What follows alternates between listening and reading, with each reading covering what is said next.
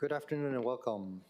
Although remote oral testimony is being permitted, this is a regular meeting and not a remote meeting by interactive conference technology under HRS section 92-3.7. Therefore, the meeting will continue notwithstanding loss of audiovisual communication with remote testifiers or loss of public broadcast of the meeting.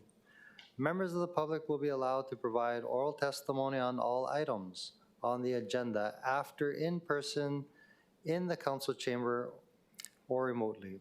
Before testifying, each person shall state their full name and agenda item they are testifying on. Each speaker may not have anyone else read their statement and is limited to a 1-minute presentation. Registered in-person testifiers will be called first. When your name is called, please proceed to the podium and begin by stating your name and the items you'll be speaking on.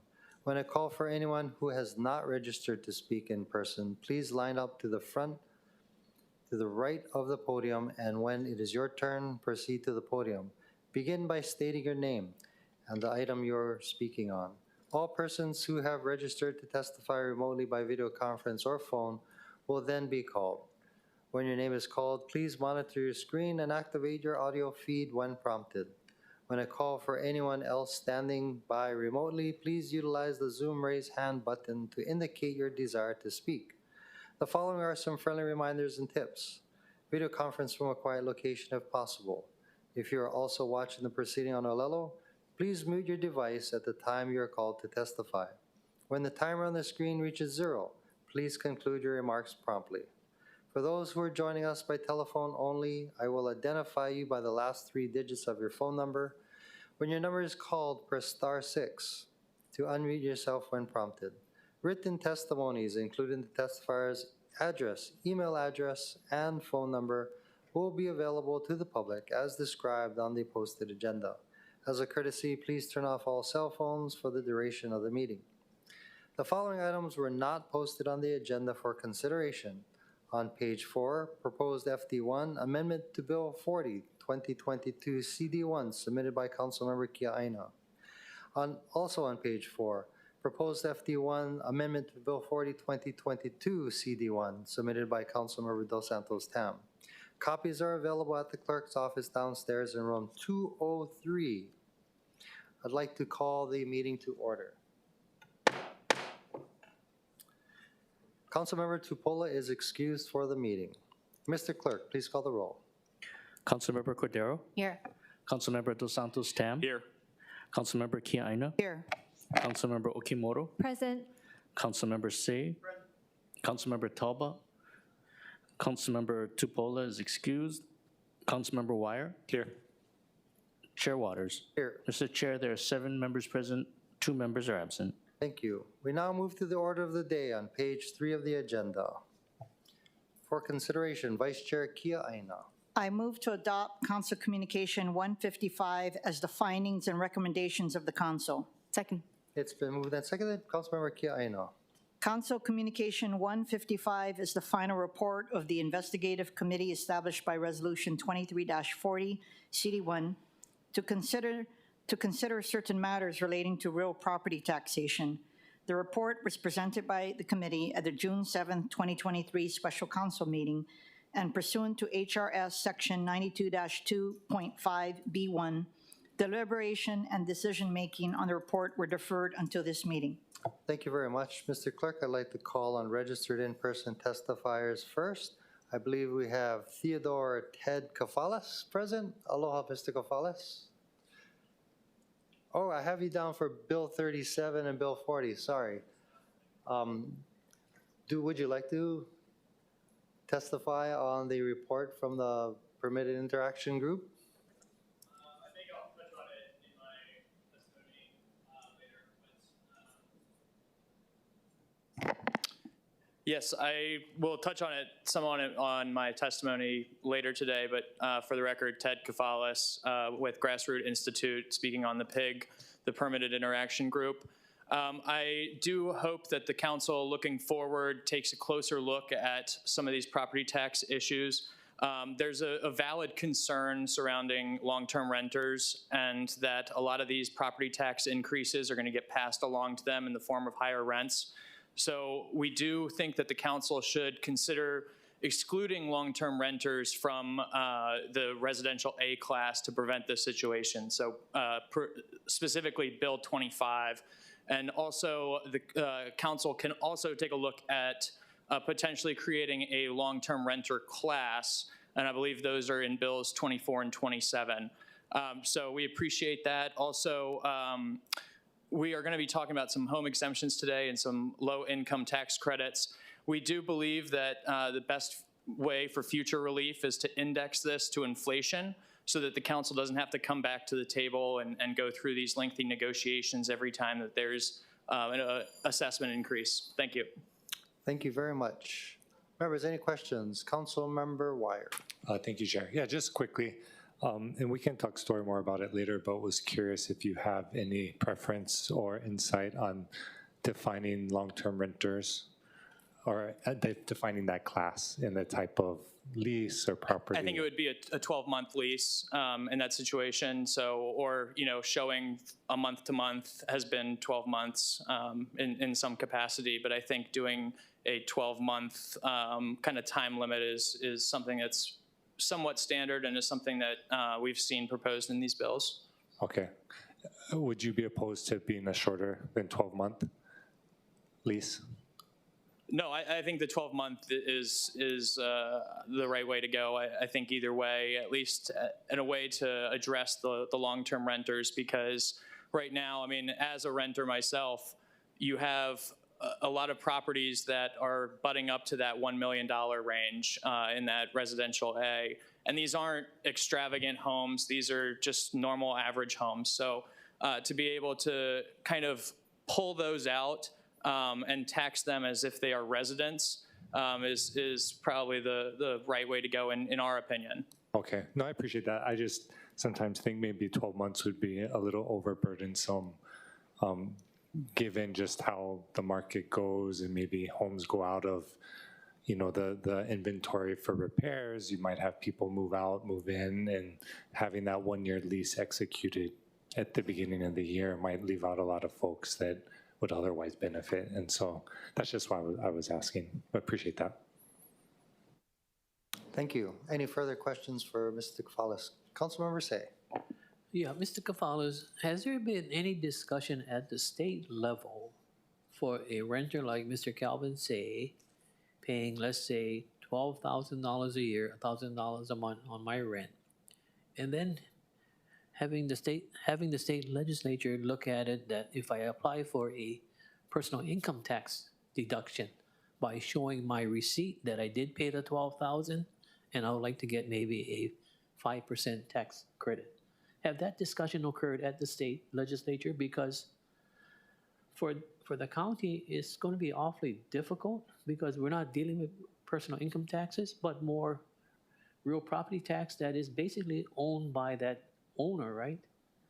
And that's where the difficulty may be, Mr. Chair. So I was thinking if I could apply my credit against the income tax side.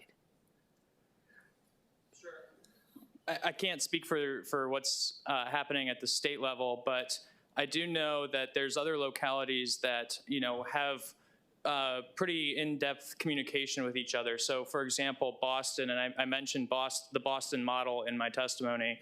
But what they do is the city of Boston communicates with the state of Massachusetts, and they're able to get the tax returns for individuals to ensure that they are residents of the state. And that's how they're able to kind of classify their properties that way. Thank you. Any further questions for Mr. Cafalas? Hey, I just want to be clear, or to clarify, what you're suggesting is that we look at homeowners who have second homes that provide long-term rentals. Are you suggesting that they get, or their rate would be the same as if they live there themselves? I think that's a policy question, but it's something that we feel that if you're renting out a second home, you shouldn't necessarily be penalized the same as if it's a $20 million mansion that's kind of your playground in a sense. So if you are providing housing units to the market, you should be rewarded for that and not penalized. Thank you very much. Is there anybody else in person who'd like to testify? Please proceed. Again, we're talking about the permitted interaction group regarding property taxes. Yes, Chair, thank you. Aloha, council members, and the PIG members. Angela Melody Young testifying on behalf of CARES. And CARES is in support of the permitted action group and the discussion about real property tax credit because it provides relief for homeowner taxpayers. Property tax is a major source of income for local governments, but while they help fund key critical government services, property taxes can be a financial burden for some Americans. On average, U.S. households spend $1,500 on property taxes nationwide in FY 2016, according to a 2019 Tax Foundation analysis. And although collection amounts vary by region, collection amounts vary by region. While local governments generally manage property taxes, states typically have some oversight. When it comes to property tax relief, many states have created programs aimed at easing property tax burdens on homeowners who qualify. So the discussion here in the Honolulu County is good. Yeah, thanks. Thank you very much. Mr. Clerk, anybody else in person wishing to testify? Please proceed.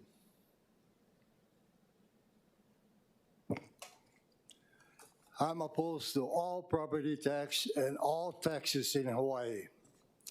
Number one, we have 14 reasons why the Kingdom of Hawaii exists. Now, I turned in 4 sets of copy to all of you. The King's speech, opening of the legislature in 1851. Now, the ratification of that treaty was in 1849. Now, you folks gotta pay attention because you folks not going through the rule of law. If you go through the rule of law, Hawaii is not the state of Hawaii. And we had proven it through the archives. And also, the Kingdom of Hawaii still stands today because of no annexation. The annexation is bogus. Then a couple years after 1898 became the provisional government. The provisional government is made up by missionaries, merchants. Then later on they became landowners and business, big business. So what we're saying, our group, we are saying that the state of Hawaii is illegal, including, mind you, the United States of America. They invaded Hawaii back in 1893, and the Queen. So at the same time, Abner Paki's home on King Street was deliberately overtaken by the military, and today is housed by Bank of Hawaii. Now, Bank of Hawaii is part of Obama's family.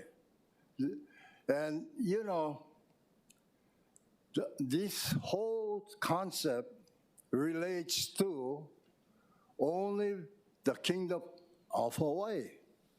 So, I urge you folks to read these copies that I turned in, including the mayor. I gave the copies to the mayor. So I thank you folks for your time, and aloha. Thank you very much. Mr. Clerk, anybody else in person?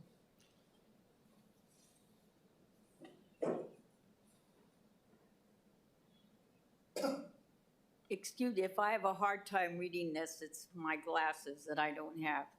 My name is Barbara Hudman. documenting an illegitimate government of 1893, appointment of L.A. Thurston. Oh, was it loud enough? Did Please you hear proceed. me? Yes, we can. Oh. Okay, Thurston, okay, appointment of L.A. Thurston as minister was made by the usurping, not the legitimate government of Hawaii. Also, objection to Judd made by Austrian government. Secretary Grisham, was officially notified today of the appointment of L.A. Thurston. This was on, let's see. Oh, I had the date. Oh, gosh, now I can't. Oh, it was May 12th, 2018. Secretary Grisham was officially notified today of the appointment of L.A. Thurston as Minister of Hawaii to the United States. But whether he will be recognized as such is unknown, as the appointment was made by the usurping, not the legitimate government of Hawaii. Secretary Grisham has also been informed that the report about the objection of the Austrian government to recognize Mr. Judd as Consul General in Vienna on account of the Hebrew ancestry is without foundation. Thank you. Thank you very much. Members, any questions for the testifier? Seeing none. Mr. Clerk, do we have any remote registered testifiers? Mr. Chair, we have Ms. Chun James standing by video conference. Okay, aloha, Ms. June James. Please proceed. Aloha, can you hear me? Yes, we can. Thank you so much. Please proceed. Thank you, everybody. Aloha, everybody. I just wanted to set the parameters again, and I thank you for doing this PIG. I just wanted again to say that we need to have a culture of fiscal prudence. And, just to say that even this year, just alone, the cost for Honolulu was about $126 million.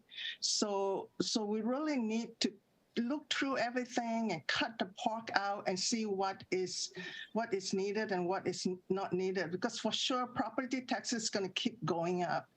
And also regarding the second homes or third homes or fourth homes, we need to understand that all those homes are providing a housing service.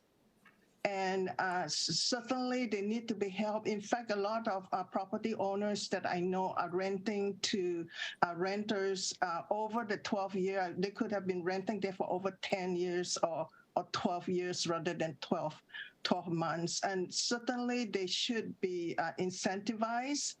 But the key ought to be that they do not rent outrageous rates to our local people.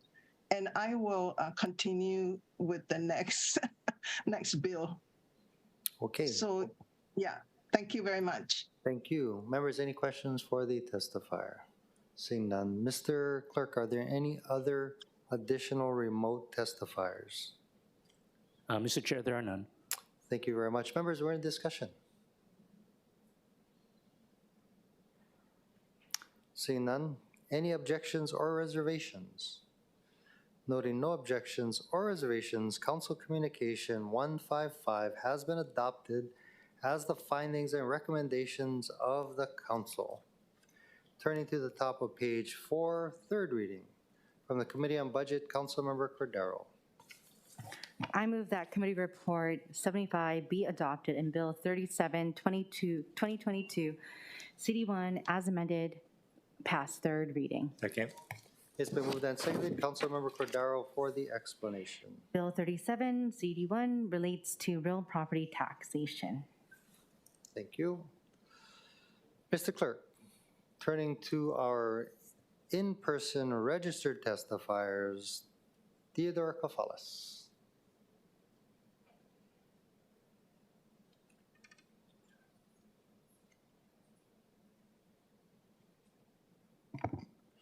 Aloha, Chair, Vice Chair, Council members, Ted Kafalas with Grassroot Institute.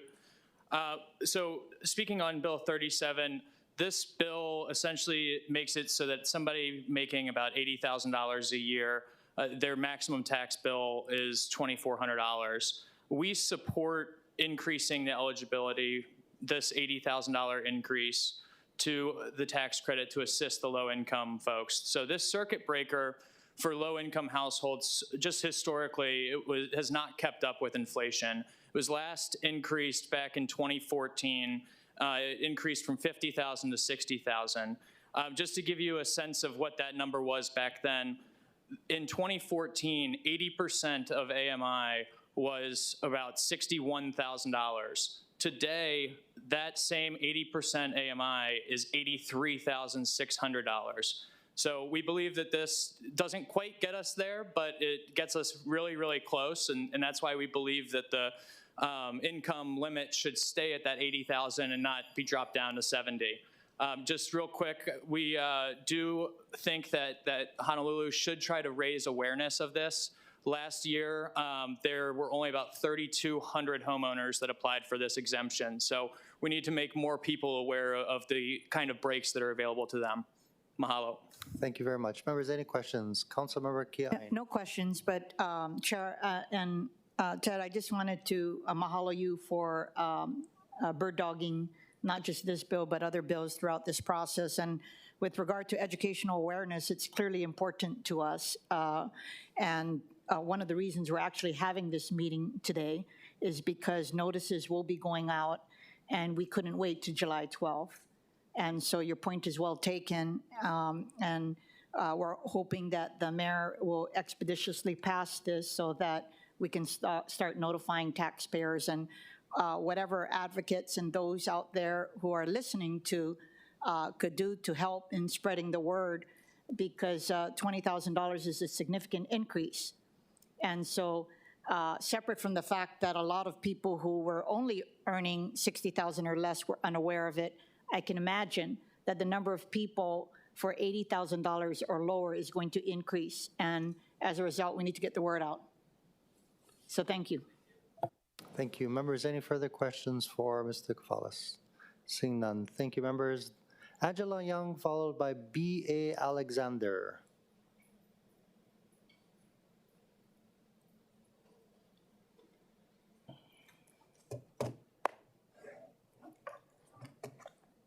Aloha, Angela Melody Young, testifying in strong support. So what is property tax relief? Property tax relief programs called exemptions release homeowners from paying all or part of the property taxes. And common property tax exemptions reduce or waive property taxes for veterans, surviving spouses, minor children whose parents are deceased, homeowners who make energy efficient home improvements, and for disabled and low-income residents. For one of the big issues going into the budget process this year, FY23 was large property assessments. So that was discussed, and this was the second year of larger assessments in general for FY25. And there is a big concern by the public about what the city can do to provide relief. And the city proposed a $300 tax credit for people who live at home who have homeowners exemptions. And there were 152,000 parcels from homeowners who will get this credit. And this was so that, and the intention was for people who live at home that do not have like a high assessment value, they will get a better benefit than those who live in multi-million-dollar homes who will get a smaller impact. And the intention was to help those who are most in need first.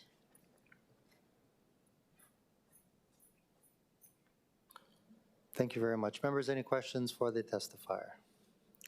Seeing none. Next, we have B.A. Alexander. Mr. Clerk, is there a B.A. Alexander? Yes, we believe he's logged on. We're trying to get him to unmute. Hello, Chair Waters. This is Ms. Alexander. Can you hear me? Yes, we can. Good afternoon. Please proceed. Hi. We're still on Bill 37? Yes, that's correct. Okay. thank you for this opportunity to address this. I generally am in favor, but like the gentleman from the Grassroots Institute, this doesn't quite get us there, and I think it's time for the City Council and the Assessor's Office to realize, given what's going on in the real estate market, this issue ought to be addressed annually, because I just feel that, especially longtime homeowners, because I've heard from several, you know, they're just hanging on by a thread. And so while I am happy to see this increase, I just really want to emphasize we can't let it go another, I don't know how many years before it's addressed again. Thank you. Thank you very much. Members, any questions for the testifier? Seeing none, thank you for your testimony. Next, we have Roy Nakamura, followed by Barbara Hedeman. Okay. Can you come to the microphone, please?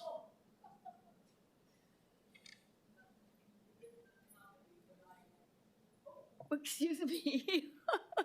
No, I forgot to say that this same issue, I have been very blessed by being able to travel 3/4 of the world.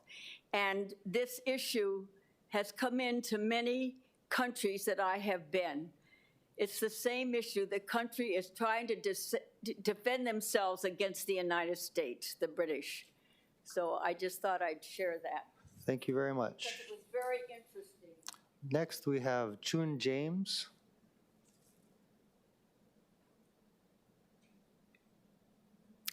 Aloha, June. Hi, can you hear me? Yes, we can. Please proceed. Great. We're certainly happy that there are help coming for those who are the low income as well, because that's just as important. But we also need to realize that there is a marked difference between people living in apartment, condominium, townhouses, single family dwellings. All those have different valuation. And also, it really is the middle class that is disappearing in Hawaii. 20,000 more exemption is wonderful, significant. But for those people, let's say in North Shore, where property taxes have gone up 500,000, a million, 1.5, then 20,000 is certainly peanuts. And I also continue to have concerns with the different categories, including the historical home exemptions. Historical homes are generally owned by affluent owners, and they have been paying $100, $300, and now it's $1,000. So when you consider that social inequity, someone whose property to no fault of their own has gone up to $3 million, having to pay a whole lot more than historical exemption for $1 million. There are questions there about that. So I will keep the rest for the next bill. Thank you. Much. Thank you. Mr. Clerk, are there any other testifiers? Mr. Chair, there are none. Okay, members, we're in discussion. I'd like to start. I mean, we've had a lot of testimony that's been all over the place, quite frankly. The fact of the matter is, there's a law on the books that says if you make $60,000 or less, your property taxes are capped at 3%. I want to make sure Civil Beat gets that. And any other newspaper watching, if you make $60,000 or less, your property taxes are capped at 3% of your income. What this bill does, it raises that to $80,000. If this passes, if you make $80,000 or less, and the idea was, and we had a debate in committee, whether it's 70,000, 80,000, 90,000, or 100,000. And the committee came out, Budget Committee, thank you very much, Councilmember Cordero, we decided on 80,000. If you make $80,000 or less, your property tax is limited to 3% of $80,000. Okay, that's what we're voting on, that's what we're discussing. And the idea here is to help people who need the help the most. We want to make sure they can stay in their homes. We want to make sure that they don't have to sell their homes or move to the mainland. We want to make sure that they can stay in their homes. That's the idea. Now, having said that, is there anybody else who'd like to further discuss this measure? Councilmember Kiaina. Chair, I did want to make a comment about Barbara Alexander's testimony because her point was also well taken with regard to the need to continuously adjust for cost of living and or inflation more often. Because again, the last time it was increased was 2014. There was a Bill 38, as you know, that I also introduced that would have done that and tied it to the AMI. But because of concerns by the Department of Budget and Fiscal Services with regard to not being able to project out the costs of this tax credit, that is why we came to this. But just as a reminder to everybody, the Oahu Real Property Tax Advisory Commission of 2021-2022 supported the concept. And of course, the Permitted Interaction Group on Real Property Taxes looked at the issue and had concluded that this would be the best avenue. So I just want to let everybody know that apart from the budgetary hearings that Chair Cordero held, that it was a difficult choice, but we had to do the most prudent course of action to ensure that we knew the amount of people that's going to be impacted by this new increase. So just recommend that all of my colleagues support this measure and looking forward to the notifications by Budget and Fiscal Services to go out to taxpayers. Thank you very much. I also want to concur with your opinion that we did discuss the AMI. Based on testimony from Budget and Fiscal Services, we wanted to make sure that they had a workable bill as well. And that's why we decided to go with the dollar amount rather than annual median income as a measurement. That's not to say that we can't look at that in the future once Budget and Fiscal Services is able to do that. But again, we want to make sure that people get the help that they need. I also want to just point out that this takes effect January 1st, 2024, and that people need, if they're going to take advantage of this, they need to apply by September 30th, 2023. Yeah? So the deadline is looming. We want to make sure people know about this and know the deadline, September 30th, 2023. Okay, any further discussion? Councilmember Wire. Thank you, Chair. And, just want to say mahalo to all my colleagues, that have worked on this issue and acknowledge that it's great that we're all on board with increasing, I think, the exemption or the credit for those that need it most. And so I do think that this is a good first step.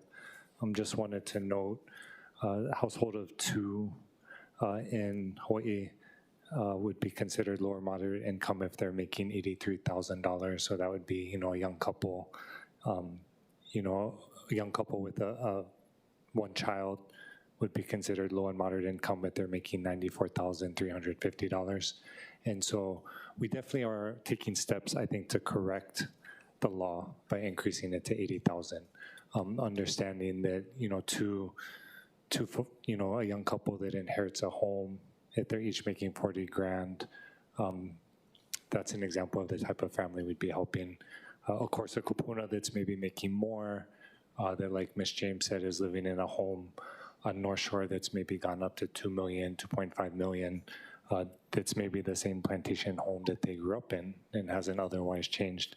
And so definitely support keeping it 80%. I know we talked about, like you mentioned, how we could maybe even push that higher, but I am hopeful that as we look at the entire framework over the next year, we can, approach this from a relief perspective, understanding or looking at what is the need in the community, and then from there figure out how we can, maintain the revenue and the funding that we need to keep the city going. But mahalo. Thank you very much. Councilmember Cordero? Thank you. Yes, thank you, Chair. Thank you to all the members, but also for the discussions that were valuable with our city administration, our Department of Budget and Fiscal Services. Something that was already brought up was not adjusting for what has changed over close to 10 years. So hopefully, maybe we all won't be here, but in the next 10, maybe hopefully not in the next 10 years is when the next time we will be considering this threshold, but to consider it periodically. And I know that our both Vice Chair and Council Chair also went into greater lengths about the discussions that we've had, but I think the threshold has been highly discussed in numerous, more than 3 committee meetings, and especially more than 3 meetings for our PIG. And now here we are, and hopefully I would like to hear the plans that BFS has for informing the public about Bills 37 and 40 if and when it, when it does go into effect, if we do pass this out today. Thank you, Chair. Thank you. Members, any further discussion? Councilmember Say. Let me start off by saying thank you very much for the PIG interaction group, but more importantly, the increase of the 60,000 to 80,000 tax credit. Maybe for the future council members, if we could look at it as far as addressing senior citizens, a senior citizen, husband and wife. I don't know what would be presently the Social Security benefits that they have as an individual. But if it's less than 20,000, then you have a pension plan from a state or county or union plan that adds another 25, 30,000. All I'm trying to get at is that when you add the husband and wife joint retirement income, you may be over at the 80,000. And that is where I think we should look at as far as considering it. I also like to have the future council look at the area of the Alice report. What is the means today as far as, the standard of living, the quality of life, as far as where do I decide to put my income? Is it all going to be into the utility costs that I have to pay versus the food costs I have to pay, etc.? But more, the thought is that, Chair, if we could try to dissect it by a couple, 70 years and over, etc. And the idea is that it makes it much more easier for the taxpayer to comprehend what we're trying to do. And because of what is happening at the state and the federal level in regards to minimum wage, it may affect some of these individuals as far as getting them under that 80,000 ceiling also. But that's the consideration that we're having. And I'm really happy that we do have this particular measure before us. And finally, if Mr. Yoninaka is listening, have it presented to all of our neighborhood boards. Thank you. Great idea. Thank you. Members, any further questions or discussion? Seeing none, Mr. Clerk, please call the roll. Councilmember Cordero? Aye. Councilmember Dos Santos Tam? Aye. Councilmember Kia Aina? Aye. Councilmember Okimoto? Aye. Councilmember Say? Councilmember Talba? Aye. Councilmember Tupola, Councilmember Wire? Aye. Chair Waters? Aye. Mr. Chair, there are 8 ayes, 1 member is absent. Thank you. CR 75 has been adopted, and Bill 37, 2022, CD1 has passed 3rd reading. Now to the bottom of page 4, Councilmember Cordero. I move that Committee Report 76 be adopted and Bill 40, 2022, CD1 as amended pass 3rd reading. Second. It's been moved and seconded. Councilmember Cordero for the explanation. This bill relates to real property taxation. Members, we have 2 hand-carried proposed FDs, Councilmember Kiaina and Councilmember Dos Santos Tam.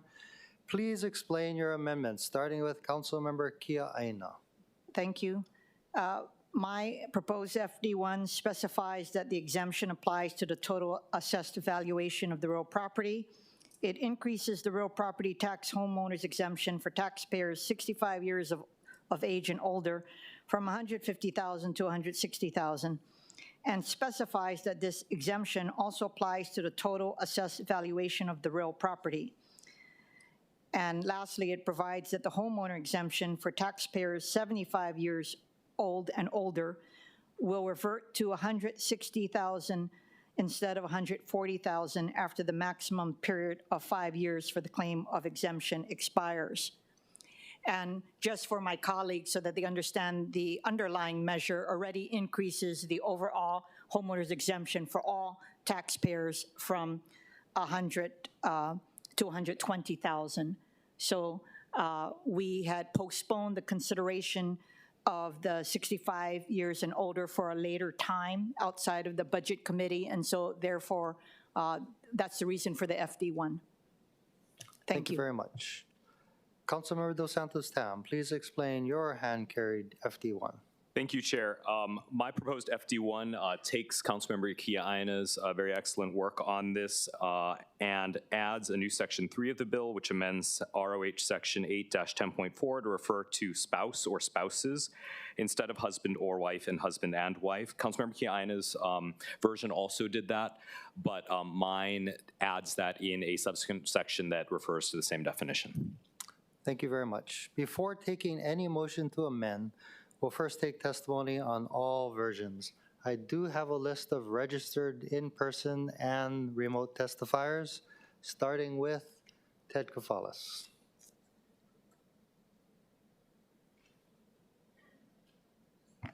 Aloha, Chair, Vice Chair, Council members. So this bill is a welcome increase to the home exemption, as you all mentioned.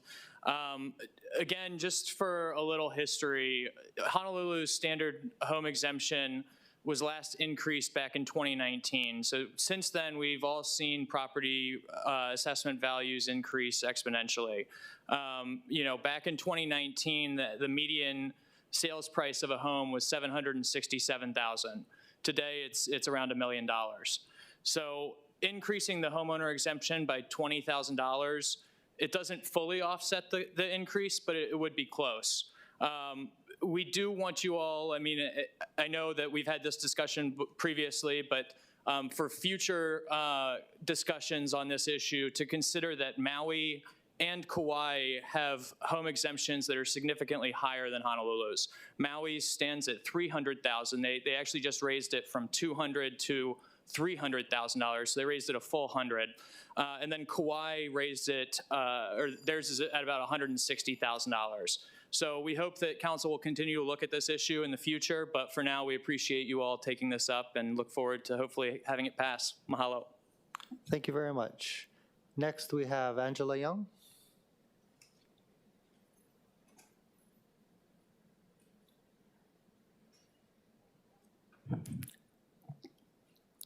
Aloha, Chair, Vice Chair, and the PIC members. Angela Melody Young testifying on behalf of CARES. So the $350 tax credit equals to a homeowner exemption of $100,000 to the audience, depending on where you are in terms of the value of your property. If you're a homeowner with an average home of $1 million, you're having the $350 tax credit equals to an exemption of $100,000. As the discussion moves forward, the city has much to consider, and there was talk about another second PIG meeting later this year. There are vacancies that the city has to fill, and on top of that, even if the city's vacancies remain on hold in terms of amount, there are pay increases that are going to kick in from FY24 to 25, and those pay increases are significant. The city is looking at salaries and benefits related and tied to salaries, creating a combined increase of what the city will have to fund in FY25 of $160 million. That is a huge number to fund. And now there is heart. As operations start on June 30th, more information on operating characteristics and costs will be assessed, and there will be more information about the costs of what it takes to run HART.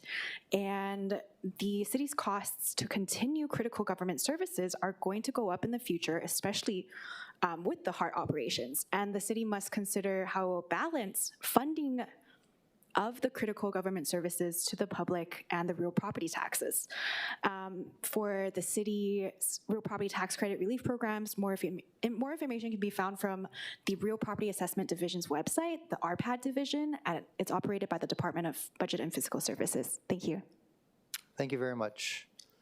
Next, we have Roy Nakamura, followed by Barbara Hedeman, and then Chun James. I believe Roy Nakamura and Barbara Hedeman are not available. Is that correct, Clerk? Mr. Clerk? Yes, we have Chun James standing by. Thank you very much. Chun James, thank you for being patient. Please proceed. Hello there. Hello there. Can you hear me? Yes. Great.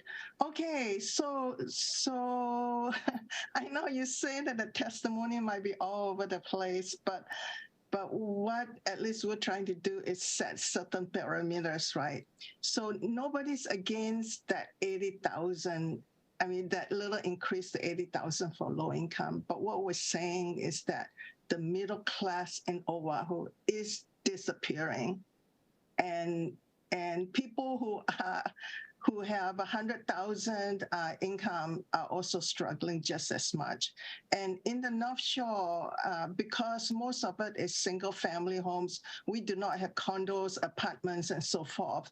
The property taxes assessments have gone up as little as 20%. Okay, we consider 20% little. Relatively speaking, but a lot of the properties have gone up 30%, 40%, 50%. So that's where we're coming from. And we're trying to put it in a context of the idea that property taxes will continue to go up. So the bottom line is whether the city council and the city is going to look at it very carefully and say, okay, we need to do some major paradigm shift if we want to keep local Kama'aina families here and not incrementally and eventually price them out of paradise. So thank you. Thank you very much. Mr. Clerk, do we have any other registered or unregistered remote or in-person testifiers? Mr. Chair, we have none. Thank you very much. Members, since Councilmember Kia Aina and Councilmember Dos Santos Tam's FDs are basically identical, with the exception of Councilmember Dos Santos Tam adding on partners as opposed to, or spouses as opposed to husband and wife. Councilmember Kia Aina, is there an objection to allowing us to go with Councilmember Dos Santos Tam? I'm open to moving Councilmember Dos Santos Tam's FD1. Thank you very much. Councilmember Dos Santos Tam, is there a motion to amend? Yes, Chair. Let me get my script here. Yes, I move to further amend Bill 40 of 2022, CD1 to the hand-carried FD1, OCS 2023-0627/7/6, 2023, 3:16 p.m. Second. Thank you very much. It's been moved and seconded as previously explained. Members, we're in discussion on the motion to amend. Councilmember Wire. I'll reserve for later discussion. Thank you. Any discussion on the motion to amend? Councilmember Cordero. I appreciate Councilmember Dos Santos Tam as well as Vice Chair Kia Aina's amendments to remove the terms of husband and wife to spouses. Thank you.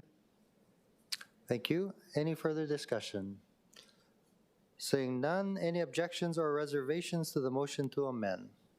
Noting no objections or reservations, Bill 40, 2022 CD1 has been amended to Councilmember Dos Santos Tam's hand-carried FD1. Members, we are on the substantive bill at this point. Councilmember Kia Aina. Mr. Chair, similarly to my comments that I made for Bill 37, I also believe that with regard to the homeowners exemption, that we need to look at it in a more timely fashion. The last time was in 2019. And I also am aware of the higher amounts for Maui. And, you know, I just am hoping that the Department of Budget and Fiscal Services can work with us as the numbers come in the coming years, because I do know, of course, that we have more people. And with that comes more costs for overall government services. But I am hoping that we could reach that balance where homeowners could actually feel that the homeowners exemption will be keeping up with the increasing costs of real property. So just ask my colleagues to fully support this measure as well. It was properly vetted by the Budget Committee, the Oahu Real Property Tax Advisory Commission, as well as the Permitted Interaction Group on RPT. Thank you very much. Before we go into any further discussion, any objections or reservations to waiving Council Rule 19G, the 48-hour notice? Noting no objections or reservations, the 48-hour notice has been waived. Back to discussion. Councilmember Wire. Mahalo, Chair. And similarly, want to, mahalo my colleagues for taking this topic seriously, and I think making meaningful change through this, because I do think it's needed. I just wanted to note that, again, I believe this is the beginning of the conversation, at least for me, and that's a part of why we introduced Bill 34, 2023, setting the homeowner exemption at $250,000, the kupuna exemption at $300,000. I'm not even going all the way as far as our neighbor islands. For me, I think that's where it'd be appropriate to start if we're going to maintain the current tax framework that we have, understanding that local families are feeling the burden. I think we all know that's why our population is going down every year. We have all these vacancies, families are leaving, kupuna are leaving. And so I do think as we go through this year talking about an overhaul of the tax framework, that's just my position, that ultimately if we arrive at maintaining the current framework, that the exemption should be commensurate with the dramatic increases that we saw. Of course, excited to discuss and entertain ways we can shift that burden to out-of-state investors and those that are causing the dramatic increase. But really appreciate everybody's work on this and all the conversation that's come out of it. So mahalo. Thank you. Any further discussion, members? Councilmember Say. Yes, Mr. Chair, thank you very much. In strong support with a cautious of warning with the winds that we see today. I was very disappointed and concerned about the report by the company Locations Inc. as far as the depressed real estate market that we may be going into right now, where 1/3 for the past month of sales were not accrued to what it was to the prior year. We should also recognize that from 2019 to 2022, we were in the pre-COVID, COVID, and post-COVID. I think most of us didn't want to address anything at that point in time, not realizing that this county depended upon a lot of the federal monies that came into the county. So having that, I am just concerned that I don't know where we will be moving towards in regards to the real estate market. If it does become depressed, values go down. But the caveat of all of this is that even though the real estate prices went down, homeowners who are renting did not lower their rents. Think about it from that point of view. Maybe they're obligated to their loan or mortgage, but the point that I just wanted to make this afternoon in strong support is that let us hope that for the third, which we are in already, the third quarter and the fourth quarter and the first quarter of next year, we are in stable, solid grounds as far as for real property taxes. Thank you. Thank you very much. Members, any further discussion? Seeing none, I just had a further comment that I want to thank the introducer of both measures, Councilmember Kiaina, for your hard work, as well as Budget Committee Chair and the Budget committee. What Bill 40 does is it increases the homeowner's exemption from $100,000, which is what it currently is for every homeowner, to $120,000. And especially for Kupuna, the homeowner's exemption is currently $140,000. It's increased to $160,000. Now you couple that with what we did with Bill 37, where we're trying to take care of low-income earners by increasing the safety valve, as Ted Kafalas put it. I thought that was a good term, from 60,000 to 80,000.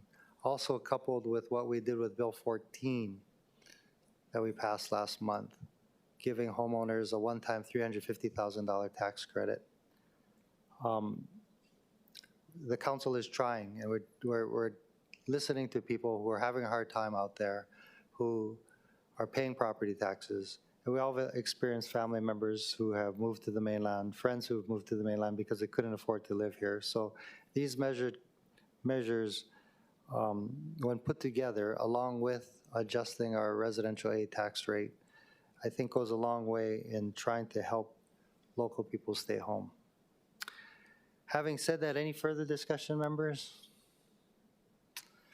Seeing none, Mr. Clerk, please call the roll. Councilmember Cordero? Aye. Councilmember Dos Santos Tam? Aye. Councilmember Kia Aina? Aye. Councilmember Okimoto? Aye. Councilmember Say? Aye. Councilmember Talba? Aye. Councilmember Tupola is excused. Councilmember Wire? Aye. Chair Waters? Aye. Mr. Chair, there are 8 ayes, 1 member is absent. Thank you. CR 76 has been adopted, and Bill 40, 2022, CD1, FD1 has passed third reading. There are no items for the Committee on the Whole or executive session. Vice Chair Kia Aina for the motion to adjourn. Chair? Before we adjourn, are there any yes. announcements? Yes, I would like, I do have an announcement. Colleagues, I just wanted to announce the unexpected passing of a beloved friend, father, husband, son, and a wonderful city public servant, Darrell Young, administrator for the Community-Based Development Division. And I just wanted to talk about the department or the division. It is a division that my chief of staff, Jocelyn Doan, headed before Darrell Young took over. The division administers programs targeted at preserving and expanding the supply of truly affordable housing for low and moderate income households. It oversees nearly all of the city's homeless housing and services programs, and it manages the city's special needs housing and shelter portfolio that houses and shelters persons with special needs, the elderly, the homeless, and low-income families. Darrell and his team oversaw an annual budget of $47 million, as well as over $40 million of COVID relief funding. When COVID hit, Darrell and his team jumped at the chance to administer additional funding to support increased affordable housing and homeless services. He was constantly brainstorming how to use ARPA funds to further his division's work. More importantly, Darrell meant the world to his staff. They considered him family. He was always the first to reach out when one of his staff was struggling. He mentored and uplifted them, and they will miss him. And I know that he built strong relationships with the nonprofit community, with developers, and communities across Oahu, including Waimanalo, where he and I were working on a right of entry of 15 acres of state property for a HONU program as well as for traditional housing. He is a dear friend and a classmate of mine, 1981 class of Kamehameha. And I know that everyone is grieving his family. If you could keep them in your prayers, the young Ohana. And I know that he was very active in his community. He was the president of the Waikele Community Association. And I understand that there's going to be a Neighborhood Security Watch Memorial Walk for him this evening. So I just wanted to share that because his loss is a loss for not just the city and county of Honolulu, but also for the people of Hawaii. Thank you very much. Vice Chair Kiana for the motion to adjourn.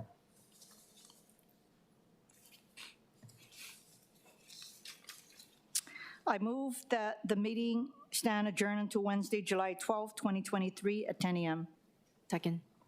It's been moved and seconded. Any objections? Noting no objections, the council stands adjourned till Wednesday, July 12, 2023 at 10 a.m. Thank you, members.